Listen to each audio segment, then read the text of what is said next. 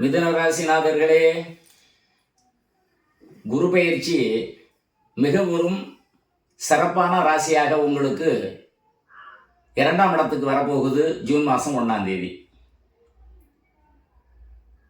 உங்களுக்கு எந்த வகையான வருமானங்கள் வந்தாலும், மனைவி மூலமான வருமானங்கள், தொழில் மூலமான வருமானங்கள், நீங்கள் பணிபுரியும் இடத்திலிருந்து வரக்கூடிய வருமானங்கள், எவ்வளவு வருமானங்கள் வந்தாலும் இந்த ஆண்டு உங்களுக்கு பற்றாக்குறையாகவே இருக்கும். ஜூன் மாதம் 1ஆம் தேதியிலிருந்து பற்றாக்குறையாகவே இருக்கும். பணம் பணம் பணம் வேண்டும் வேண்டும் என்றே உங்களுடைய எண்ணங்கள் தாவி கொண்டே இருக்கும். எதற்காக? பொருளாதாரத்திற்காக.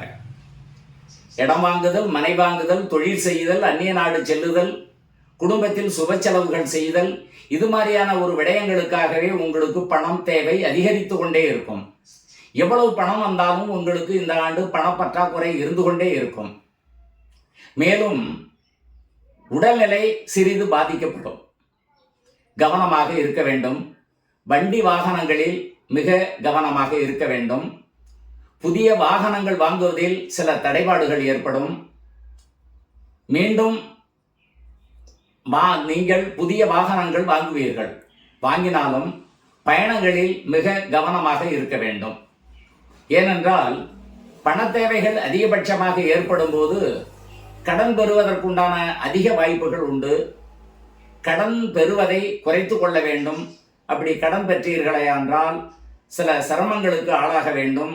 ஒரு வருடத்திற்கு பல துன்பங்களை அனுபவித்து அதன் பிறகே நீங்கள் ஒரு நல்ல நிலைக்கு வர முடியும்.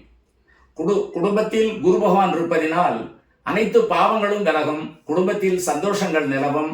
குடும்பத்தில் பெற்றோர்கள், மனைவி மக்கள் மூலமாக, சகோதரர் மூலமாக இருந்த மன வருத்தங்கள் நீங்கி சந்தோஷங்கள் ஏற்படும்.